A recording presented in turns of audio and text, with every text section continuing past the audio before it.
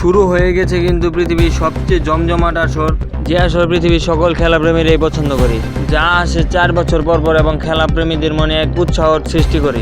বছর ঘুরে আবারও চলে আসলো ফিফা ওয়ার্ল্ড কাপ 2026। এই বিশ্বকাপে স্বাগতিক দেশ হিসেবে রয়েছে মেক্সিকো, তার বিপক্ষে খেলেছে দক্ষিণ আফ্রিকা। বিশ্বকাপের প্রথম উদ্বোধনী ম্যাচেই দক্ষিণ আফ্রিকাকে 2-0 গোলে দুর্ধর্ষভাবে উড়িয়ে দেয় মেক্সিকো। আফ্রিকার বিপক্ষে মেক্সিকোর হয়ে 9 মিনিটের মাথায় গোলটি করেন জুলিয়ান কায়োনেন্স। এরপর দ্বিতীয়ার্ধে রাহুল জিমিনেন্সের গোলে ব্যবধান 2-0 করেন মেক্সিকো। 2026 বিশ্বকাপের প্রথম খেলা হিসাবে এই খেলাটি অনেক উত্তেজনাপূর্ণ হয়। বিশ্বকাপের এই প্রথম খেলায় ম্যাচ সেরা হন মেক্সিকোর প্লেয়ার জুলিয়ান কায়োনেন্স। তবে এই খেলায় হলুদ কার্ডের যে লাল কার্ডই বেশি দেওয়া হয়েছে।